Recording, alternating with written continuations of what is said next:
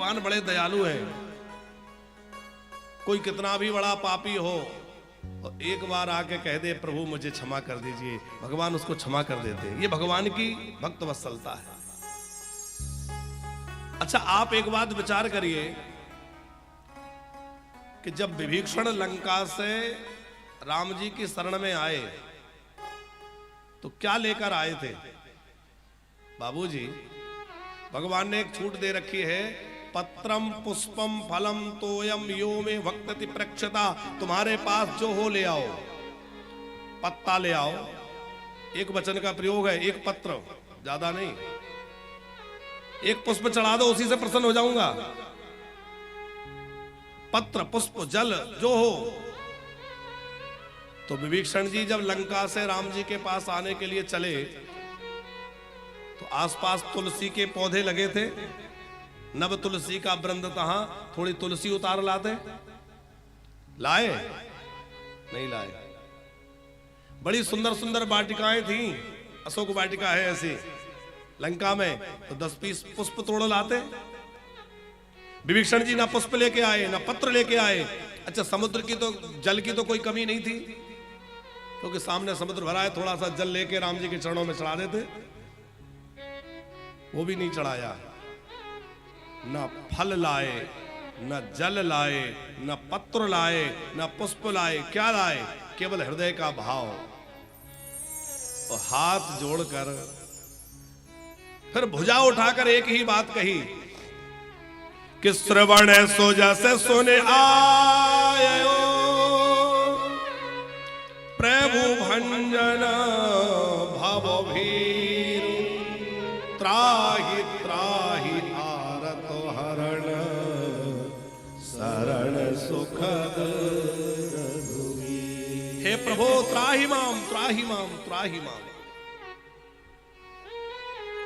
बाबूजी, जब विभीषण आ रहे थे तो राम जी ने अपने मंत्रियों से पूछा कि भाई इस समय क्या करें?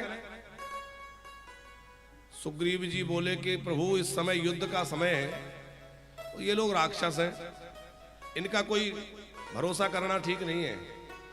मुझे तो लगता है पहले इसको पकड़ के बंदी बना लिया जाए, फिर इसके भाव को समझेंगे और जैसा होगा वैसा आगे कार्य करेंगे। राम जी का हृदय भर आया और सोचा कि जो अपना घर परिवार छोड़कर अपने बंधु बांधवों का त्याग करके मेरी शरण में आ रहा है और मैं यदि उसको बंदी बनाने लग जाऊं तो मेरी शरणागति व्यर्थ हो जाएगी। फिर मेरा शरणागत कहलाना, शरणागतों के रक्षक कहलाना व्यर्थ हो जाएगा। प्रभु ने क्या किया? अब सोचा कि सुग्रीव ने कहा है बांध लो, बांध में सकता भी नहीं हूं, लेकिन बात भी नहीं टालनी चाहिए। तो प्रभु ने बांधा तो सही, पर किस बंधन में बांधा? राम जी की जो भुजाएं हैं बड़ी लंबी लंबी हैं, उनका नाम है अजान बाहु। घुटनों तक लटकते बाहें, लंबी लंबी भुजाएं राम जी की। तो लंबी लंबी भुजाओं को फैला करके और श्री विभीषण जी को हृदय से लगाकर भुजाओं के पास में बांध लिया। भुजाओं में बांध लिया कि नहीं? और मन में विचार आया कि देखो ये सब कुछ छोड़ के आया है, मैं इसको क्या दूं? तो सोचा कि इसको लंका का राजा बना देता हूं। तो लंका का राजा बनाया कि नहीं विभीषण को? अब लंका का स्वामी तो बना दिया। विभीषण जी ने एक बात, वो सुग्रीव जी ने एक बात पूछी कि प्रभु आपने बिना युद्ध के ही रावण के मरने से पहले ही और विभीषण को आपने राजा बना दिया। विभीषण शरण में आ गया, आपने राजा बना दिया। और कल को यदि रावण आपके शरण में आ जाए, रावण कहे कि त्राहि माम, अब मुझे युद्ध नहीं करना, मैं आपके शरण में हूं, क्षमा कर दीजिए, तो आप रावण को क्या देंगे? क्योंकि लंका का राज्य तो आप पहले ही विभीषण को दे चुके, तो रावण को भी तो कुछ देना पड़ेगा। राम जी गंभीर हो गए और राम जी ने कहा, सखा सुग्रीव, यदि दशग्रीव रावण मेरी शरण में आ गया तो अभी हम 2 भाई वन में रहते हैं, फिर 4 भाई वन में रहेंगे और अयोध्या का राज्य मैं रावण को दे दूंगा, लेकिन शरण में आए हुए को वापस नहीं लौटाऊंगा। ये है भगवान की शरणागत वत्सलता। भले ही वो राक्षस है, उसने मेरी प्राण वल्लभा, मेरी प्राण प्रिया जानकी के हरण करने का भयंकर अपराध किया है, लेकिन यदि वह हाथ उठाकर, भुजा उठाकर के त्राहि माम कहता हुआ मेरी शरण में आ जाए, तो मैं उसको लंका का राज्य तो मैं दे चुका, विभीषण को अयोध्या का राजा बना दूंगा। ये है भगवान की करुणा। अच्छा, विभीषण को जो राज्य दिया पांडे जी, तो बड़े सकुचाते भय दिया। आप लोग सुंदरकांड पाठ करते हैं तो वहां क्या लिखा है? जो संपत्ति शिव रावण ही दीन दिए दसमात, सोई संपदा विभीषण सकुच दीन। तो सकुचा कर क्यों दी? कुछ लोग कहते हैं इसलिए सकुचा रहे थे कि भगवान शंकर ने, मेरे इष्ट देवता ने इसको दी थी और मैं छीन के दे रहा हूं। बोले ये संकोच नहीं है, तो संकोच यह है कि देखो ये विभीषण तो अपना सब कुछ त्याग के आया है, पत्नी, पुत्र, परिवार, भाई, बंधु, घर द्वार सब छोड़ दिया इसने। और जिसने मेरे लिए इतना कुछ छोड़ा, मैं उसके लिए क्या दे पा रहा हूं? एक छोटे से राज्य का सिंहासन दे रहा हूं, इतना सा दे रहा हूं। तो राम जी इतना बड़ा राज्य लंका का दे रहे हैं, पर मन में भाव क्या है? इतना सा दे रहा हूं। इसलिए सकुचा रहे हैं कि भैया थोड़ा सा ही दे पा रहा हूं, मैं ज्यादा नहीं है। और राम जी का देना भी बड़ा अलग है। बाबूजी, जब हनुमान जी ने लंका में आग लगाई, लंका दहन हुआ, तो लोगों ने दौड़ के भगवान शंकर जी से कहा कि देखो आपके चेला का नगर जल रहा है, आपने ये लंका रावण को दी थी और आपके चेला का नगर जल रहा है, उसकी संपत्ति नष्ट हो रही है, आप जाके बचाइए। बोले बाबा, बोले देखो ये हमारा काम नहीं है, हमारा काम था देने का, अब वो रखे या नष्ट हो जाए, जले चाहे जहां जाए, हम उसमें बचाने नहीं जाएंगे। तो भोले बाबा बचाने गए क्या? लेकिन वही संपत्ति जब राम जी ने विभीषण जी को दी तो क्या कहा? करा हो कल्प भर राज तुम 1 कल्प तक राज्य करोगे और 1 कल्प तक तुमसे इस लंका का ऐश्वर्य, देवता तो क्या कोई भी नहीं छीन सकता। मैं तुम्हें वचन देता हूं, 1 कल्प तक कोई तुमसे लंका का राज्य छीन नहीं सकता। राम जी का देना भी अद्भुत है। इसीलिए गोस्वामी जी विनय पत्रिका में कहते हैं, पूर्वी धराश्री गोस्वामी जी विनय पत्रिका जी में कह रहे हैं, एक ही दानी शिरोमणि साचो,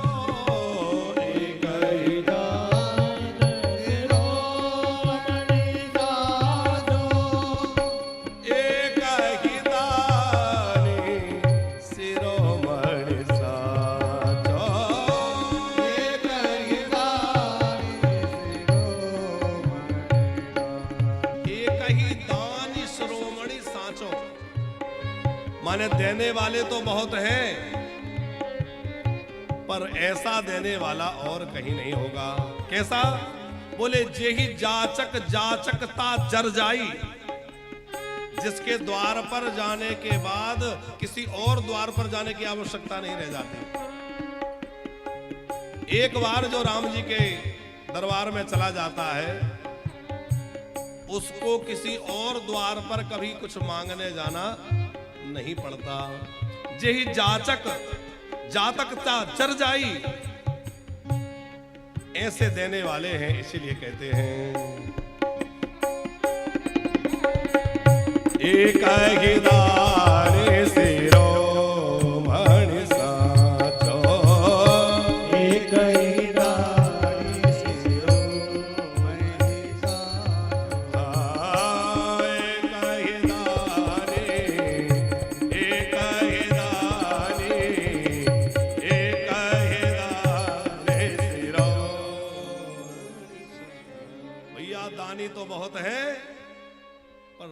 जैसा दानी कौन, भगवान जैसा दानी कौन होगा।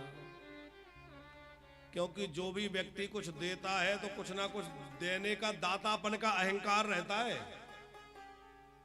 कोई भी आपको कुछ भी दे देगा तो मन में कुछ ना कुछ ये भाव रहेगा कि मैंने दिया है, रहेगा। पर धन्य है राम जी देने वाले। हमारे ठाकुर जी, राम जी और कृष्ण में कोई भेद नहीं है, इसलिए मत समझना कि हम राम जी का नाम ले देते तो आप कहेंगे कि ये तो इन्हीं की भगत है तो इन्हीं की बात करते हैं। राम और कृष्ण में कोई अंतर नहीं है, एक ही है। देने वाले तो बहुत मिलेंगे, पर जो दे करके दातापन का अभिमान रखे और एहसान तले दबा के रखे कि मैंने दिया है, ऐसे मिलेंगे। पर ऐसा कौन मिलेगा जो देने के बाद भी अपने को छोटा माने और लेने वाले को बड़ा माने। उदाहरण आप बताओ, केवट के पास राम जी गए तो केवट के सामने क्या बन गए? दाता एक राम, भिखारी सारी दुनिया। पर केवट के सामने क्या बन गए? भिखारी बने। मांगे नावन केवट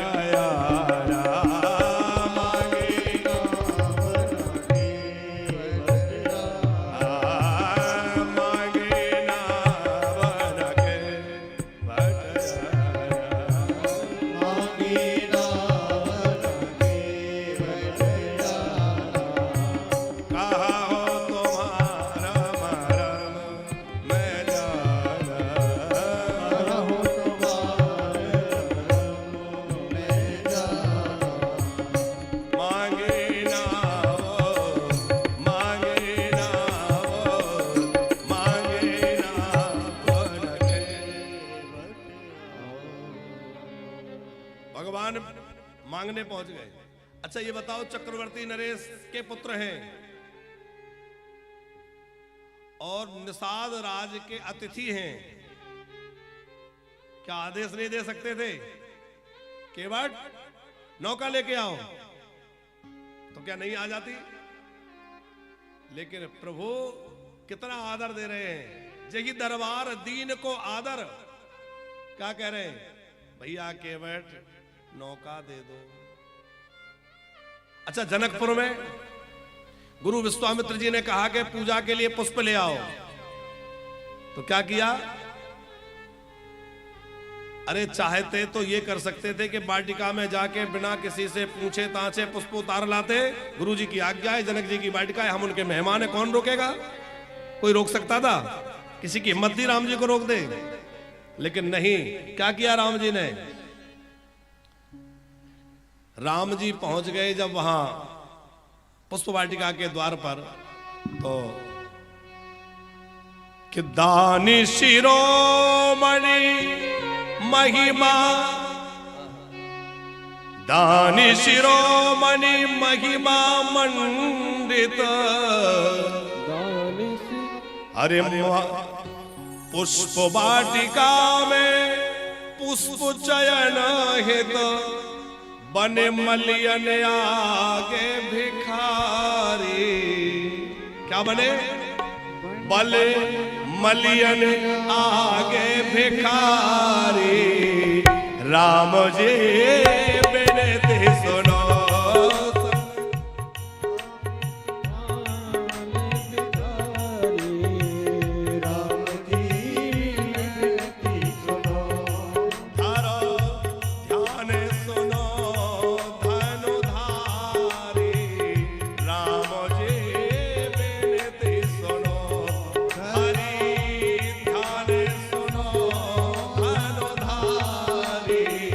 राम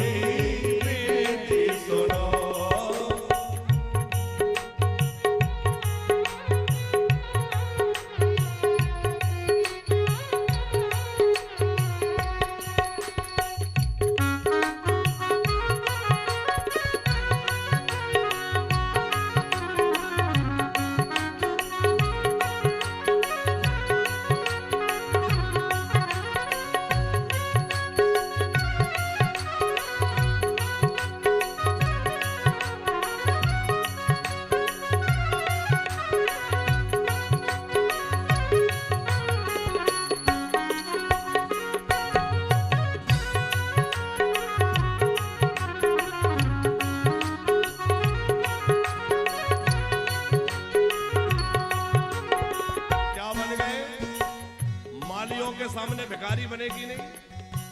है तो जगत के दाता है? और जगत के दाता होकर के मालियों के सामने हाथ फैला रहे हैं, भैया माली भैया हमें आज्ञा दे दो कि हम पूजा के लिए पुष्प ले लें। दानी शिरोमणि महिमा मंडित, दानी शिरोमणि महिमा मंडित, दानी शिरोमणि महिमा मंडित, दानी शिरोमणि महिमा मंडित, फुलवारी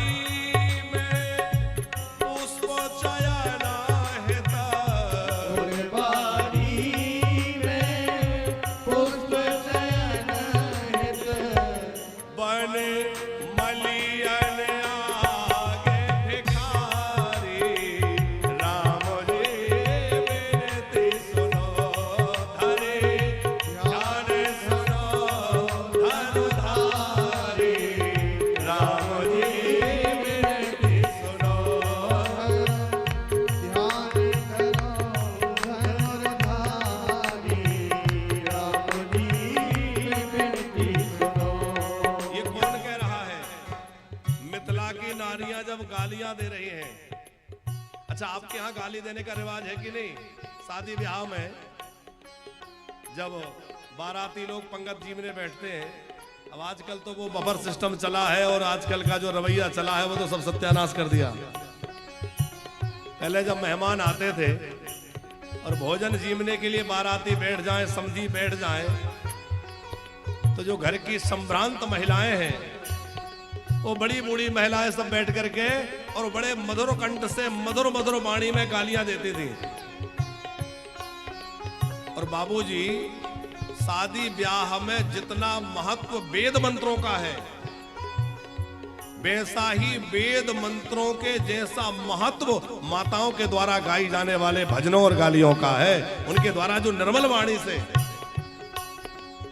बिना किसी द्वेष के प्रेम पूर्वक जो विवाह गीत आदि गाए जाते हैं, वो लोकाचार के अनुसार उनका महत्व भी वेद मंत्रों जितना है, वो साधारण नहीं है।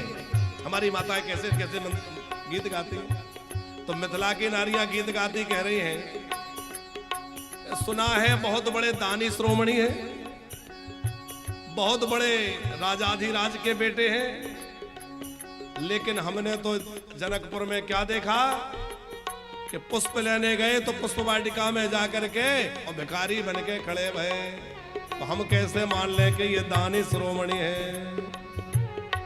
लक्ष्मण जी बोले, क्यों जी तुम इनको ऐसा वैसा समझ रही हो?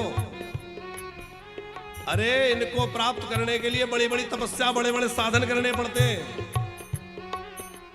एक सखी बोली, सुनो छोटे सरकार, बड़े बड़े साधन करने पड़ते होंगे अयोध्या वालों को, जनकपुर वालों को नहीं।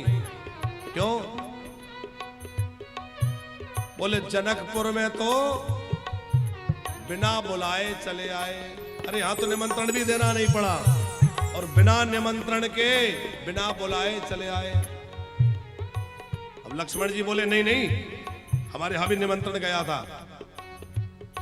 सखी बोली, आपकी बात पर हमें भरोसा नहीं है, एक बार अपने बड़े भैया से बुलवा दो के निमंत्रण गया था तो मान जाए। अब राम जी तो राम जी है, कभी झूठ बोल ही नहीं सकते। सखियों ने राम जी से पूछा, क्यों जी निमंत्रण गया था?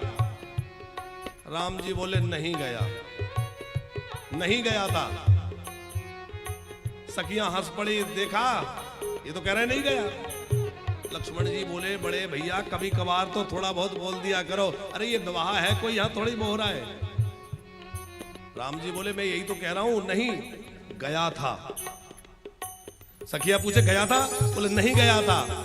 लक्ष्मण जी पूछे तो बोले, हाँ वही तो कह रहा हूं, नहीं गया था। अरे बोले, एक बात कहो, दोनों बातें कह रहे हो, आप तो कह रहे हो गया था, कभी कहते हो नहीं गया था।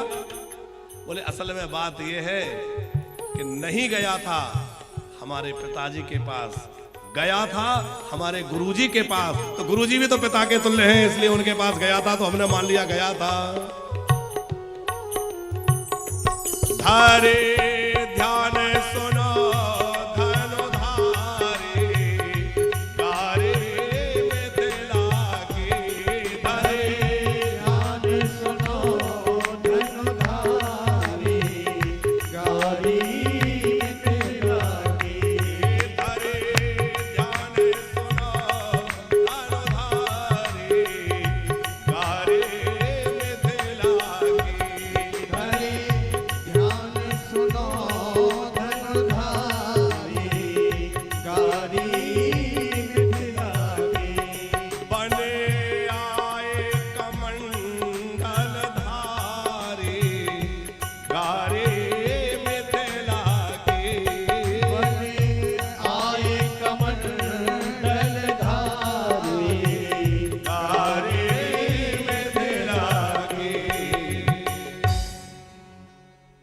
बेदा की गाली हमने इसलिए सुनाई थोड़ी सी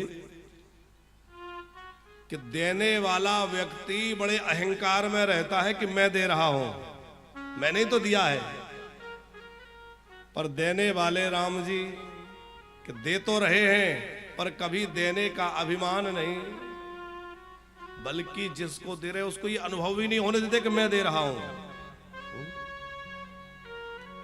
अच्छा एक बात बताइए, अभी हम लोग सुदामा चरित्र सुनेंगे कि द्वारिकाधीश ने सुदामा जी को भेंट दक्षिणा क्यों नहीं दी? भाई कोई ब्राह्मण आए हैं, भोजन जमाया है, बाबूजी द्वारिकाधीश कुछ दे सकते थे प्रत्यक्ष रूप में, बाद में जो दिया वो बात अलग है। पर जब विदा किया तो एक आना भी नहीं दिया। दिया क्या? कुछ नहीं दिया। बल्कि जिन वस्त्रों को सुदामा जी पहन के आए थे वो वहां बदलवा दिए गए, अच्छे अच्छे कपड़े पहना दिए। लेकिन जब सुदामा जी जाने लगे तो ठाकुर जी बोले, द्वारिकाधीश बोले कि देखो मित्र तुम्हारे वस्त्र सूख गए हैं, अब आप अपने कपड़े पहन सकते हैं। तुरंत सुदामा जी ने अपनी वही फटी पुरानी सी धोती बदल करके अपनी धोती धारण कर ली। क्यों नहीं दिया? बोले यदि मैं अपने मित्र को कुछ देता हूं तो इसको संकोच होगा, और मेरे मित्र को संकोच हो तो फिर मेरा प्रेम बेकार हो जाएगा। तो मैं ऐसे नहीं दूंगा कि मैं दूं और मेरे मित्र को नीचा देखना पड़े। कैसा दूंगा? बोले ऐसा दूंगा कि कोई ये समझ ही ना पाए कि किसने दिया है, और मैं अपने मित्र के भंडार भर दूंगा। तो भगवान देते तो हैं पर देने का अभिमान नहीं जताते कि मैं दे रहा हूं। एक ही दान शिरोमणि साचो, जेहि जाचक जाचक ता जर जाई। तो भैया सब द्वारन को छोड़ के आयो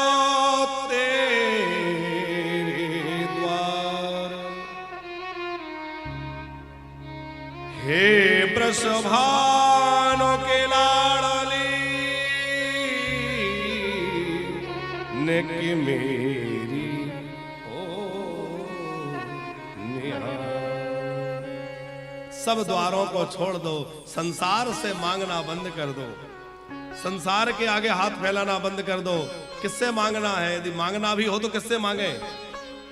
वैसे तो मांगने की जरूरत नहीं है, उसको सब पता है तुम्हें क्या चाहिए। पर मांगना भी हो तो किससे मांगे?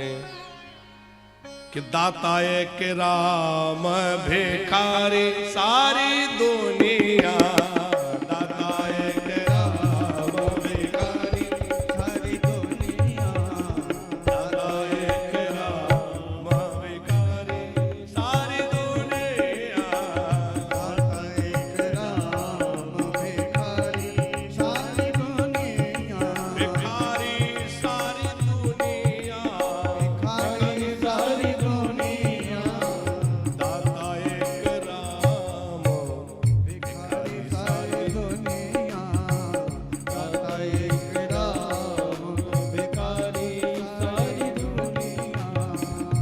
भैया देने वाले तो एक प्रभु हैं, बाकी सब तो लेने वाले हैं। इसलिए प्रभु के चरणों में मन लगाए रखें, और मांगने की इच्छा भी हो तो और किसी से ना मांगे, उन्हीं से मांगे। दाता एक राम भिखारी सारी दुनिया, दाता एक राम भिखारी सारी दुनिया, भिखारी सारी दुनिया, भिखारी सारी दुनिया, दाता एक राम भिखारी सारी दुनिया, दाता एक राम भिखारी। कितने विवाह भगवान के हो गए? कहां तक कथा हुई थी? बीच में हम रामचरित्र में चले गए। कितने विवाह हो गए थे? 3 हुए। एक कल हुआ रुक्मणी जी के साथ, फिर एक जाम्बवंत जी की बेटी जाम्बवती के साथ, तीसरा विवाह हुआ सत्यभामा जी के साथ, जो सत्राजित की बेटी है। श्री कृष्ण का चौथा विवाह हुआ श्री यमुना महारानी के साथ, जिनका नाम कालिंदी है। यमुना जी कृष्ण की चतुर्थ पटरानी है। और यमुना जी ऐसी हैं कि सब लीलाओं में साथ में है। बाबूजी, जो वृंदावन का परिकर है वो मथुरा में नहीं है, जो द्वारिका का परिकर है वो ब्रज में नहीं है, सब अलग अलग है। लेकिन यमुना जी एक ऐसी हैं कि जो हर लीला में साथ में है। चाहे गोकुल की लीला हो, वृंदावन की हो, मथुरा की हो, सब में तो यमुना जी हैं। और द्वारिका लीला में पटरानी बन के पहुंच गई, सब लीलाओं में प्रभु के साथ रहती हैं। उन यमुना जी से चौथा विवाह हुआ। उज्जैन में भगवान का गुरुकुल है, ये तो सबको पता होगा। श्री कृष्ण कहाँ पढ़ाई किए? उज्जैन में। पर उज्जैन में श्री कृष्ण की ससुराल भी है, ये बात कम लोगों को पता होगा। एक ससुराल श्री कृष्ण की उज्जैन में है, उनका नाम है मित्र वृंदा। मित्र वृंदा जी जो है उज्जैन की है। कौशल देश के राजा हैं नग्नजित महाराज, और नग्नजित महाराज की बेटी सत्या है, उनके साथ में छठवां विवाह हुआ। भद्रा जी के साथ सातवां और लक्ष्मणा जी के साथ आठवां। ये 8 भगवान की मुख्य पटरानियां हैं। 16,100 विवाह एक साथ हुए। वो कब कहां कैसे हुए तो बड़ी प्यारी कथा है। भौमासुर नाम का एक दैत्य था, उसने 16,100 कन्याओं को बंदी बना रखा था। माने जहां कोई सुंदर कन्या दिखे, राजाओं की कन्याओं को उठा करके जबरदस्ती बलपूर्वक ले आता और ला करके अपने यहां बंद कर देता था। लेकिन पांडे जी, भले ही वो असुर था, लेकिन फिर भी उसने उन देवियों की पवित्रता भंग नहीं की, उनकी इच्छा के विरुद्ध उनका स्पर्श भी नहीं किया। वो समय था कि राक्षस भी विचार रखते थे। आज पड़ोसी से पड़ोसी के बच्चे सुरक्षित नहीं है, रिश्तेदारों से बच्चे सुरक्षित नहीं है।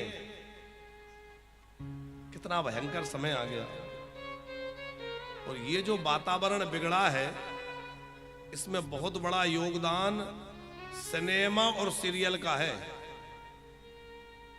सिनेमा और सीरियल हमारे घरों में जो गंदगी भेज रहा है और जिस तरह से वातावरण को बिगाड़ा जा रहा है, ये बहुत चिंता का विषय है।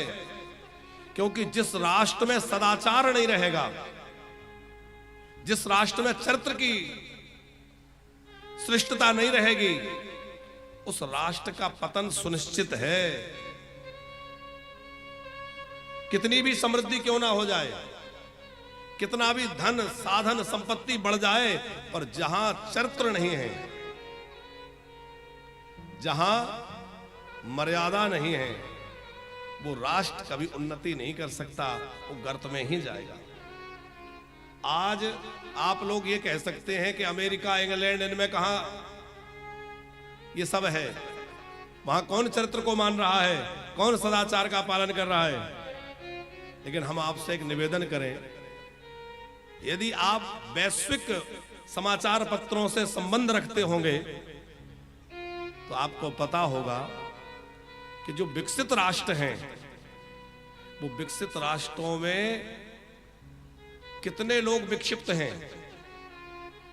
आप कभी उन आंकड़ों का आकलन करिए कि विकासशील और विकसित, जो बड़े बड़े विकसित राष्ट्र हैं, उन विकासशील की बात छोड़िए, विकसित जो हो चुके हैं, उनमें कितने डिप्रेशन के मरीज हैं, कितने अवसाद में जी रहे हैं, कितने लोग जो है विक्षिप्त हो चुके हैं,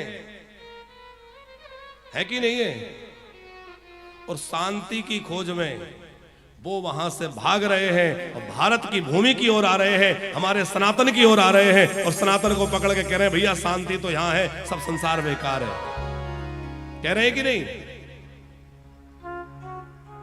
क्योंकि जब तक संयम सदाचार नहीं होगा, सुख शांति तो हो ही नहीं सकते। हमारे यहां चित्र की पूजा नहीं है, हमारे यहाँ चरित्र की पूजा है। जिसका चरित्र श्रेष्ठ है वही हमारे यहाँ पूजनीय है, वही वंदनीय है। इसलिए अपने चरित्र को श्रेष्ठ बनाइए। अब आज बार बार राम कथा में आ रहे हैं, आप लोग कहेंगे तो आज राम कथा ही सुनाने लग गए। एक भाव और आ रहा है तिवारी जी कि जब रावण मारा गया तो मंदोदरी के मन में इच्छा हुई कि मैं उस वीर योद्धा को देखकर तो आऊं जिसने मेरे पति को मारा, वो कौन है, कैसा है, एक बार देखूं तो सही। मंदोदरी के मन में राम जी को देखने की इच्छा हुई। रावण मर चुका है, युद्ध विराम हो चुका है, राम जी एक शिला पर कुछ विचार मग्न बैठे हैं और उसी समय पीछे से मंदोदरी आई। बिना किसी सेना सुरक्षा और बिना किसी साजबाज के अकेली ही राम के दर्शन के लिए मंदोदरी आई है। राम जी शिलाखंड पर बैठे थे, पीछे से मंदोदरी आई तो उसकी परछाई पड़ी तो देखा कि किसी नारी की परछाई मेरे ऊपर पड़ रही है, तो सहम के राम जी खड़े हो गए। पलट के देखा, कौन है आप? उसने कहा, मैं अभागे रावण की पत्नी हूं। राम जी थोड़े चिंतित हो गए कि अब इसको जवाब देना पड़ेगा कि मेरे पति को मारा तुमने, मेरा सुहाग छीन लिया। मंदोदरी बोली, मुझे ये कोई शिकायत नहीं है कि आपने ऐसा क्यों किया, वो तो उसके कर्मों का फल है, आपने कुछ गलत नहीं किया। राम जी बोले, फिर आपके आने का क्या कारण हो सकता है? तो मंदोदरी ने कहा, मैं इसलिए आई हूं कि मैं देखना चाहती हूं कि विश्व विजयी रावण में ऐसा क्या नहीं था जो उस योद्धा में है जिसने मेरे पति को मार दिया। ध्यान से समझना बातों को। विश्व विजयी रावण में ऐसा क्या नहीं था जो उस वीर योद्धा में है जिसने मेरे पति को मारा। तो राम जी बोले, मैं क्या बताऊं? मंदोदरी कुछ बोली, कुछ पूछना नहीं है, सब पता लग गया, मेरा उत्तर मुझे मिल गया। क्या उत्तर मिला?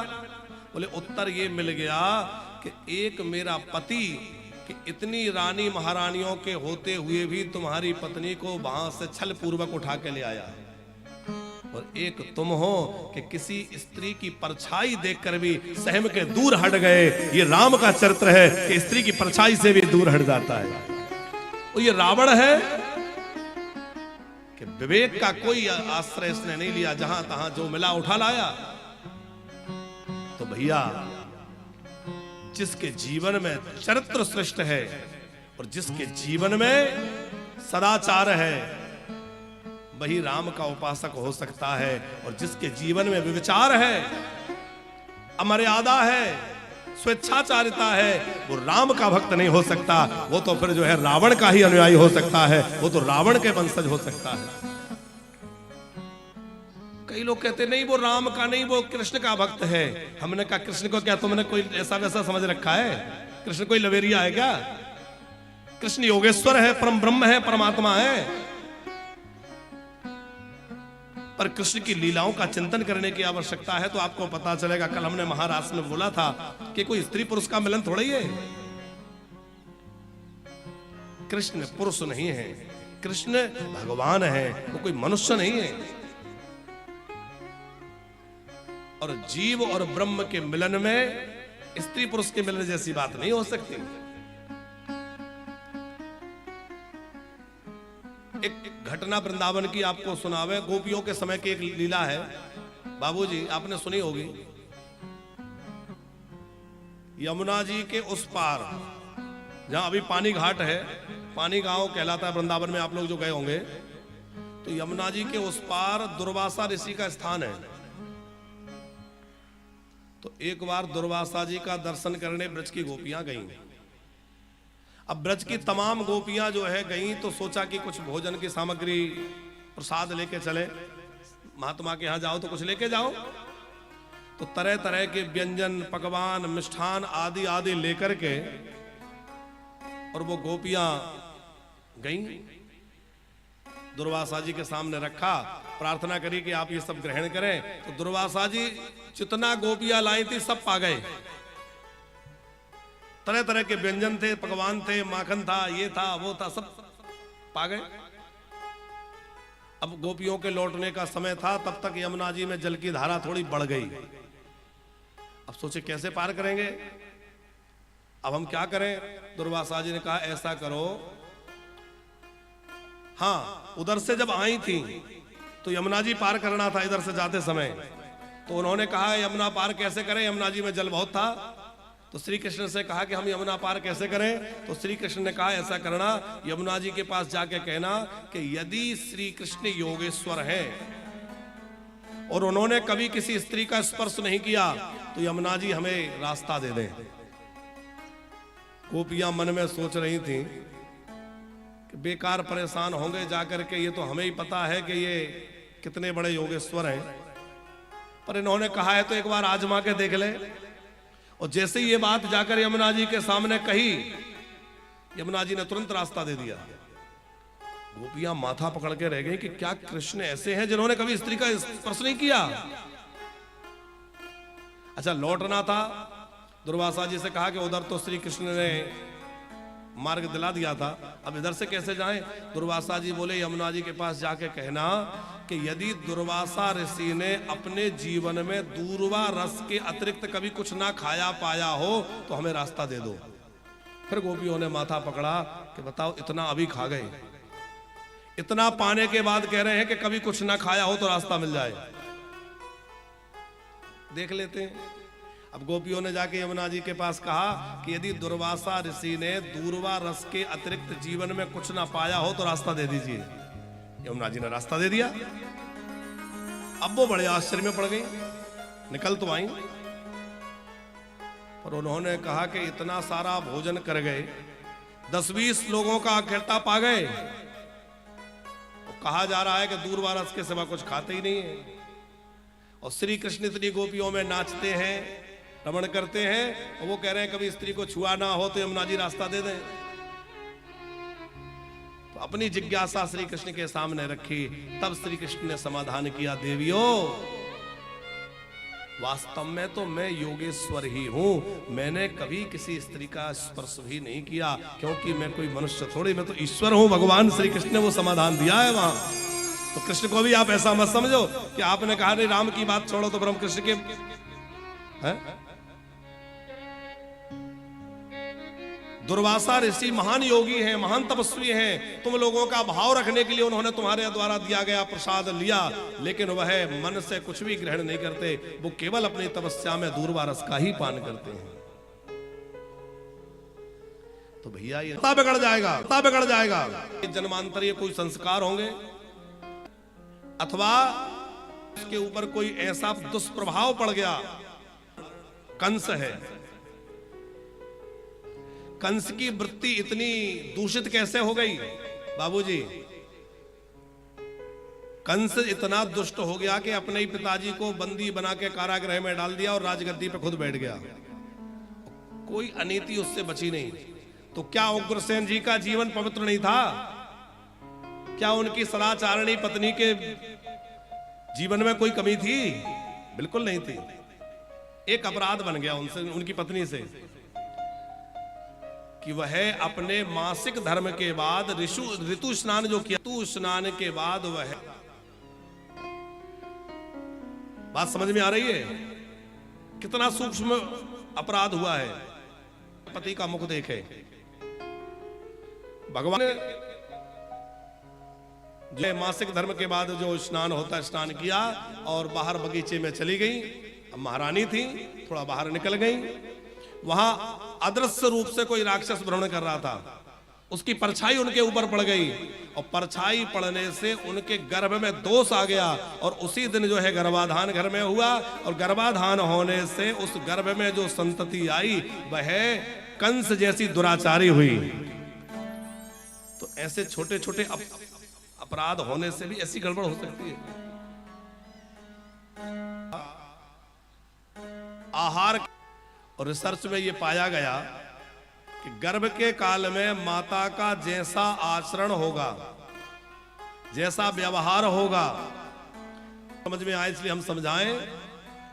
चीजें डालनी हैं, सारे फाइलें तैयार हो रही हैं, वो बाहर की चीजों को एब्जॉर्ब कर रहा है, ग्रहण कर रहा है और बाहर की चीजें उसके अंदर इंस्टॉल हो रही हैं। और जब वो धीरे धीरे बड़ा होगा तो जो वो धीरे धीरे ओपन होगा। इसलिए आत्मिक वातावरण हो। उन्हें पहले तो माता पिता का उसका उदाहरण अभिमन्यु, शास्त्रों के हिसाब से देखा जाए तो प्रहलाद जी, कई उदाहरण है। कदाचित परिवार के लोग रख भी लेंगे तो हमसे कौन ब्याह करेगा। भगवान बोले चिंता मत करो, जिसका कोई नहीं होता का नाथ है। सबके नाथ रघुनाथ है और सबके नाथ विश्वनाथ है। देखो हमारे यहां कितने नाथ हैं। द्वारिका नाथ, जगन्नाथ, विश्वनाथ, रघुनाथ, ये सब नाथ हैं, माने स्वामी हैं। और हम कहें कि हमारा कोई नहीं है, हमारा कोई नहीं है। अरे तुम भगवान को अपना मानते ही नहीं हो, इसलिए कह रहे हो कोई नहीं है। नहीं तो भैया मेरे हैं रघुनाथ, मैं रघुनाथ का है रघुनाथ। तो ये क्यों मानो कि हमारा कोई नहीं है? कौन है हमारा? हमारा कौन है? अरे बोलिए ना। हाँ, कोई नहीं बोल रहा है।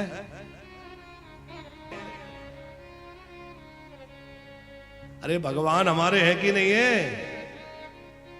और कोई विपत्ति के समय में मुंह लोग रिश्ता बनाएंगे जबरदस्ती का, और जब नहीं कुछ होगा, परेशानी में होंगे, तो अच्छे भले लोग भी कहेंगे अरे हाँ वो दूर के हैं, हमारे कोई खास करीबी नहीं है। कहते हैं कि नहीं? लेकिन यदि भगवान को अपना बनाया है तो भैया है? भगवान से कह कि मेरा कोई ना सहारा बिन तेरे,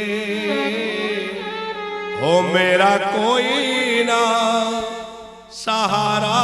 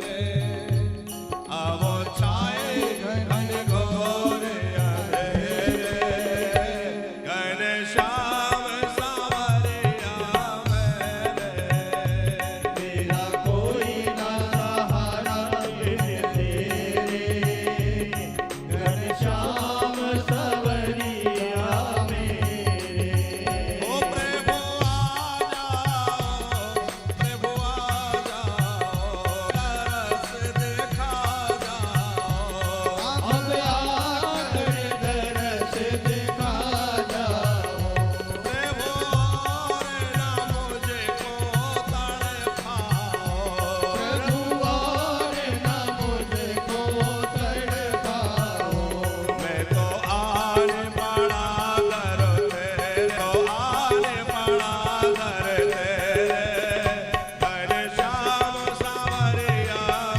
मेरे मेरा कोई न सहारा बिन तेरे घनश्याम सवरिया मेरे ओ मेरा कोई न सहारा बिन तेरे नरनाल सावरिया मेरे मेरा कोई न सहारे ओ मेरा कोई न सहारा बिन तेरे घन श्याम सावरिया मेरे मेरा कोई न सहारा बिन तेरे घनश्याम सवरिया मेरे घनश्याम सावरिया मेरे घनश्याम सवरिया मेरे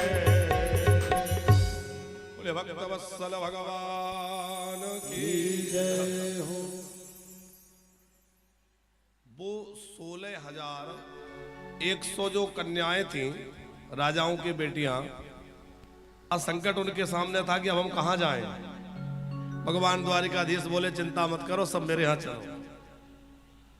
और सबको प्रभु ने सम्मान से रहने का, स्वाभिमान पूर्वक जीने का अधिकार दिया।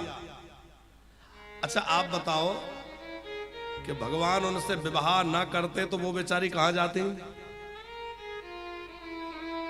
कई लोग कहते भगवान ने इतने विवाह क्यों किए।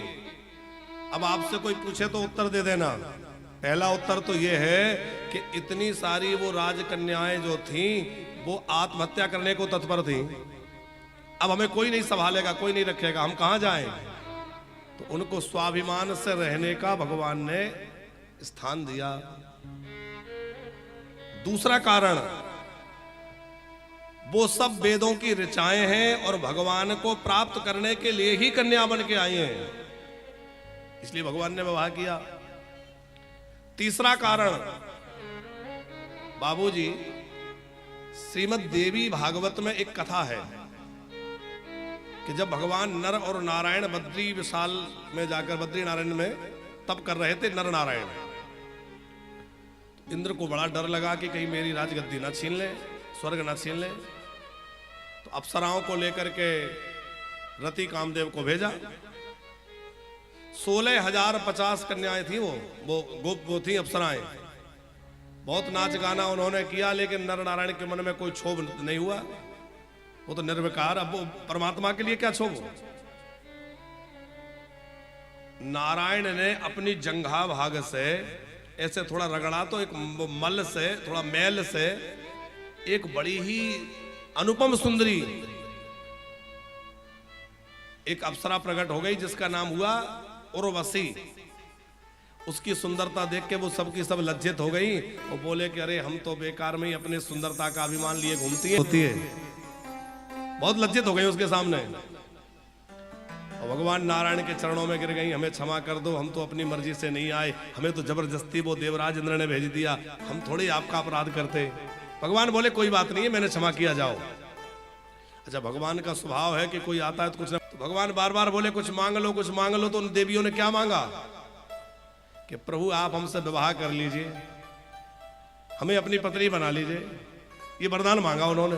नारायण बोले कि देवियों ये तुमने बड़ा अटपटा वरदान मांग लिया, मैं तो तपस्वी हूं, पर अब मांगा है तो पूरा तो करना ही पड़ेगा, पर अभी तो पूरा नहीं होगा। पर तुम्हें मैं वचन देता हूं कि जब मैं द्वापर में कृष्ण रूप में लीला कर रहा हूंगा तो तुम सब वहां राजकन्या बन के आ जाना, तुम सबके साथ मेरा ब्याह हो जाएगा और तुम्हारा ये वरदान पूरा हो जाएगा।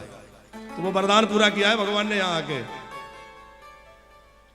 अब कोई कहे कि कृष्ण ने किए तो हम क्यों नहीं कर सकते, तो खूब करो, एक तो संभाली नहीं जा रही है, एक के मारे तो भागे फिर रहे, महाराज वृंदावन में कमरा दे दो, 16,108 संभाल लेंगे। तो और एक और बात है बाबूजी कि कृष्ण ने इतने ब्याह किए और किसी को लगे कि जब उन्होंने किए तो हम क्यों नहीं कर सकते, तो हम कहते बिल्कुल करो, पर जो जो कृष्ण ने किया है वो सब करो। क्या किया है? 6 दिन के श्री कृष्ण ने पूतना का जहर पिया, जहर लगा के आई थी, तो वो भयंकर जो हलाहल विष था, कालकूट नाम का विष था, वो 6 दिन के कन्हैया पी गए। आप चाहते कि जो कृष्ण ने किया हम करें, तो आप भी 1-2 सेल्फास खा के देख लो, है? अरे भाई चूहा मारा ही खा लो, देखना नहीं कोई कटिंग करके डाल दे कि महाराज जी आत्महत्या के लिए उकसा रहे हैं। आजकल जमाना बड़ा खराब है, कुछ बोला नहीं कि सोशल मीडिया में वायरल होने में देर ही नहीं लगती, और वो ऐसा तोड़ मड़ोड़ के बनाते हैं फिर के वो क्या का क्या बन जाए भगवान ही जाने। पर हम आपसे कह ये रहे हैं कि भैया कृष्ण ने जो किया है वो हम लोग नहीं कर सकते हैं? अच्छा एक बात बताओ, 7 वर्ष के श्री कृष्ण ने 7 कोस के गोवर्धन को उठा लिया और 7 दिन तक रखे रहे। आप 50 किलो का पत्थर उठा के और दिन भर रख के दिखा दो, उठेगा? भैया जब वो सब नहीं हो रहा तो ये क्यों करोगे? बात समझ में आ रही है ना? 101 फण वाले नाग को प्रभु ने नथ दिया, उसको ऊपर चढ़ करके नाचा, उसकी नस नस ढीली कर दी। काली नाग भयंकर विषैला था, तो हमारे घर में छिपकली भी निकल आए तो हम भागते हैं, छोटा सा सर्प का बच्चा दिख जाए तो घर में नहीं घुसे। तो आप बताओ हम लोगों की हालत ये है, और हम कहें कि वो उनने किया था वो हम करेंगे, तो हो सकता है क्या? नहीं हो सकता। इसलिए भैया श्री कृष्ण ने जो किया है वो करने की कोशिश मत करो, राम जी ने जो किया है वो करो, और कृष्ण ने जो कहा है वो करो, कृष्ण जो कहते हैं वो करो, और राम ने जो किया है वो करो।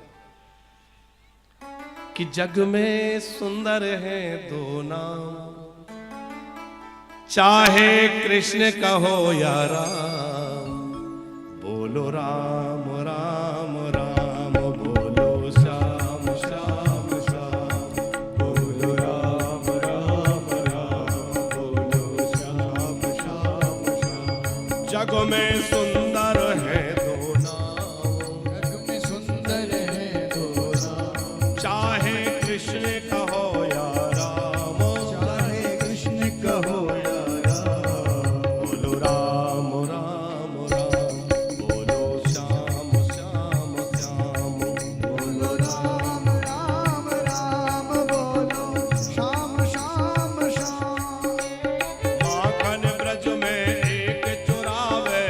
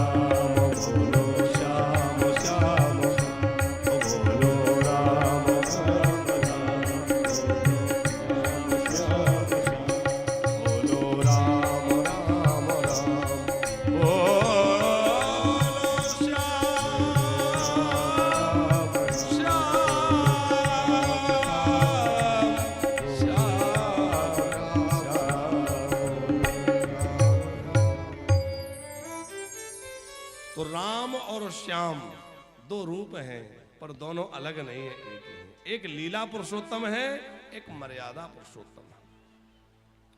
भगवान के 16,108 विवाह हुए, प्रत्येक रानी से 10-10 पुत्र हुए, एक एक पुत्री हुई। घर में जाके कैलकुलेशन कर लेना कितने बेटे हो गए।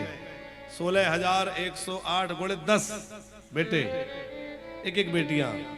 बड़ी मधुर मधुर कथाएं हैं।